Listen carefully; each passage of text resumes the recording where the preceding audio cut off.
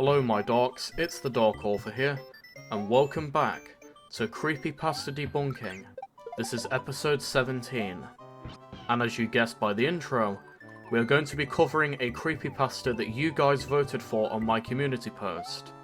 I honestly didn't think this one would win, but I guess opinions are different. Ladies and gentlemen, boys and girls, it's Mario. Yeah. Besides the uncreative title, is this story real or fake? Without any more further delay, let's just get right into it.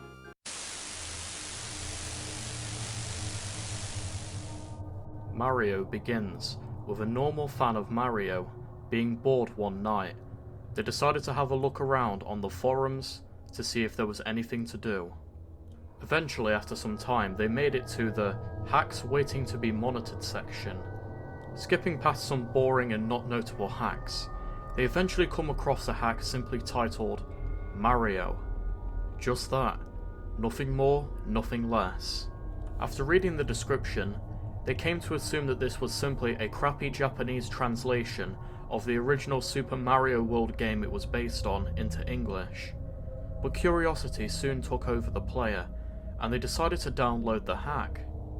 They didn't think it would be too odd, but they were confused of why the hack was just simply called Mario, and the screenshot provided for the hack further confused the player. When they finally downloaded the hack and opened it, they were greeted with two files, one called 3007014, and that was a text file, and then an IPS file simply called Mario.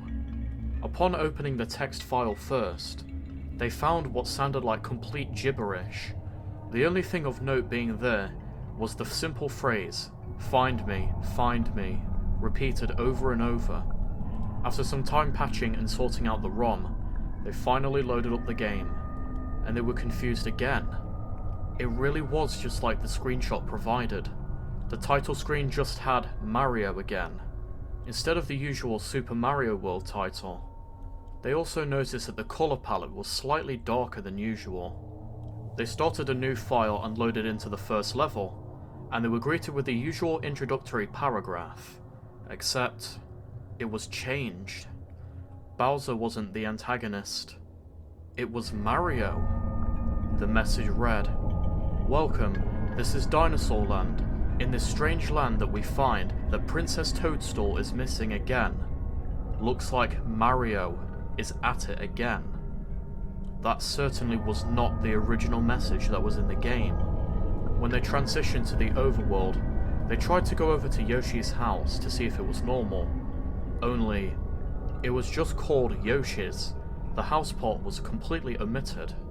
They ended up loading into Yoshi's and hit the text box that would normally display a message, except it was binary, and upon translating the numbers, it translated to Notepad. They left Yoshi's and continued on to Yoshi's Island 1, the first level, but it was called Never Come Back. The writer assumed that this would simply be a Kaizo Impossible level that would just kill them repeatedly, but when they loaded into the level, that's not what they received. Except for the music, everything seemed to be the same, except for the fact that the little Koopas that slid down the ledges weren't there, nor was the Banzai Bill, and the Dragon Coins were still there, but Mario was never able to collect them. He would just go right through them. The player began wondering if this was from Bowser's point of view, or if Mario was actually the villain all along. Further into the level, they noticed that all of the coin and item boxes were already hit, as if something had been through the level before, and there were no enemies, and they couldn't even go down the pipes. They eventually came across a message box. Mario jumped up and hit the box, and the text was changed once again. It read, "Point of advice. I hate you." This was when the writer realised that things were really starting to get out of order. After venturing past a changed Switch Palace, they made it to the level where you could free Yoshi for the first time, and when they eventually came across the question mark block that held the dinosaur, Mario hit it and freed Yoshi. Yoshi, upon being freed, said this, "Hooray! Thank you for rescuing me. My name is Yoshi. On my way to rescue my friends, Mario trapped me in that egg. What kind of sick hack was I playing, the writer thought. They continued further on and found another text box, and they were hesitant to hit it, but they knew they had to. And upon hitting it, they were greeted with another edited message. It read, "But, is there anything I can do to change your mind?" The writer was very confused at what this meant, and just simply progressed. The next message box that they found simply said, "This is the selfish way out." When they finished the level, they realized that there were also no enemies like the first level. Yoshi's Island 3, the next level, was incorrectly titled as Yoshi's Island 7, and when they entered into that level, the entire screen was black, except for the land that Mario ran across. It was lifeless and barren. Just a clear stretch of land with nothing at all. They cleared the level. Yoshi's Island 4 was simply entitled, "Leave Now." They hesitated upon playing the game anymore, but they had to finish this. After progressing through more and more levels that had been changed, they eventually made it to Iggy's castle. It was renamed again, this time to Go Back. They had to leave Yoshi behind as they entered into the castle.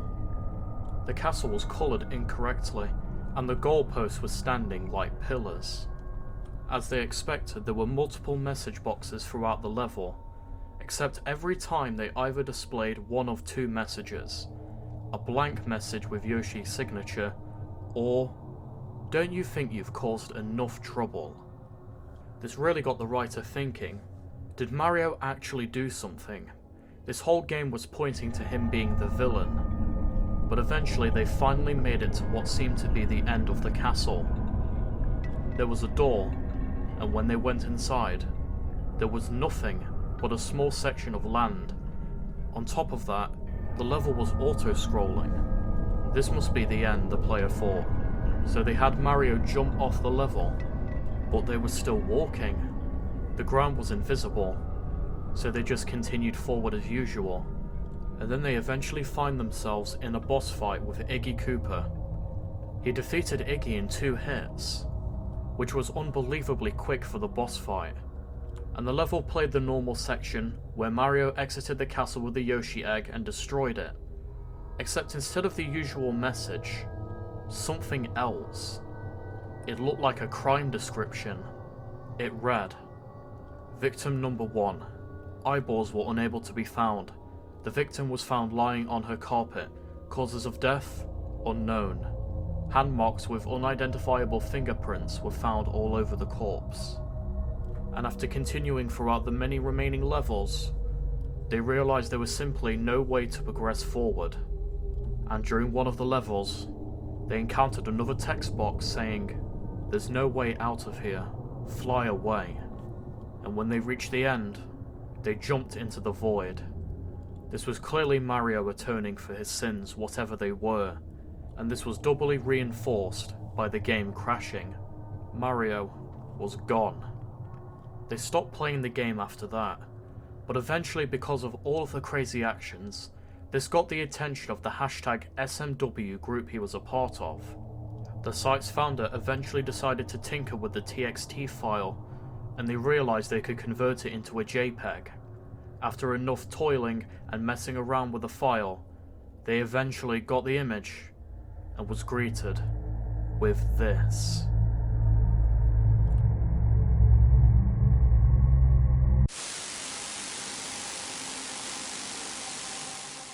So that was the story of Mario. There were a load of details that I had to cut out just for the sake of time, but if you want me to, I will do a full narration of Mario sometime in the future. But this story definitely is well known amongst the community, and definitely has its intrigue. But the question is for everybody here. Is Mario real, or is it fake? Well, yeah, it's real. What?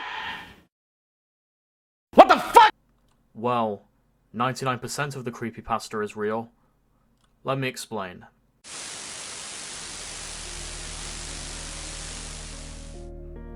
So yeah, pretty much everything in this story is 100% real. There is a hack you can download. You can play literally everything that's in the game. Everything. The only thing that is fake is the image at the end. Simply for the fact it is not an image of a murderer, it is actually an image of an old band player. I don't know the name of the band, but after some digging, people eventually found out it was just like a heavily edited photo of it. This hack wasn't malicious. It didn't do any stupid stuff with demons or devils. It's just simply a hack you can go and download. Yeah, you can literally go on the site and wherever and play this exact hack. There's really nothing in this story except for the ending claim of like it being a murder victim that's false. So yeah, for the first time in creepypasta debunking history, a creepypasta is real. What do you know?